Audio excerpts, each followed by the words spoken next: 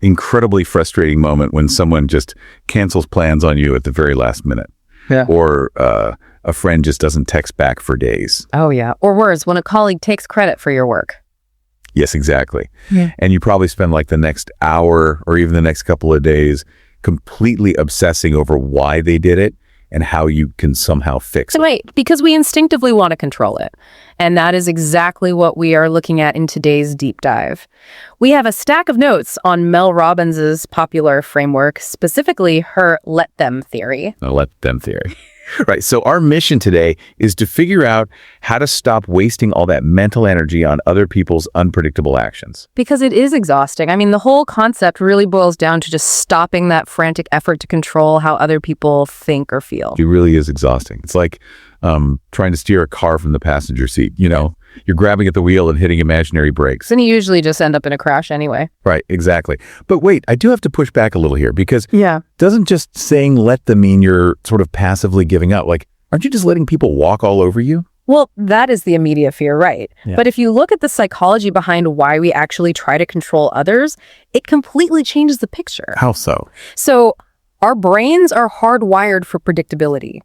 When an unpredictable element like a friend suddenly going cold enters the picture, it triggers this cognitive dissonance. Oh, and our nervous system reads that as an actual threat. Exactly. So by trying to control their behavior, we are subconsciously trying to neutralize that threat. We think, if I can just make them act right, I'll feel safe. Right, but trying to manage other people like that actually just makes us prisoners to their choices. We get stuck in this terrible anxiety loop. Waiting around for apologies we might never get.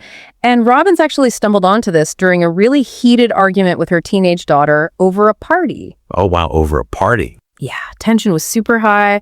She was worried about her daughter going, and then she just had this sudden realization of let her go, let her make her own choices, let her live. Because the intervention wasn't really about protecting the daughter, it was about managing her own anxiety. Exactly. It was a totally ordinary parenting moment that sparked this whole philosophy. Okay, sure. But letting a teenager go to a party is one thing. It feels significantly harder to just let them when a really close friend is pulling away or a critic is carrying you down. Oh, absolutely. It's incredibly difficult. I mean, I think the real reason we instinctively avoid letting them in those high-stakes situations is because if we aren't busy fixing the other person, we're forced to look at our own reactions. Right, which forces us to sit in silence with our own discomfort. And that actually brings us to the crucial second half of the framework. Because let them is only step one. Wait, there's a step two. Yeah, the active pivot, the part where you reclaim your agency. Robbins calls it the let me shift. Let me shift. Mm. Okay, so once you stop burning energy, asking why won't they change, you have to ask, what will I do? Precisely. It demands immediate self-accountability. Because if you accept that they aren't going to change, you can't play the victim anymore. You actually have to make a move. Right. And the sources lay out some powerful examples, like if they don't invite you to the dinner, let me build a community worth being invited to. Oh, I love that.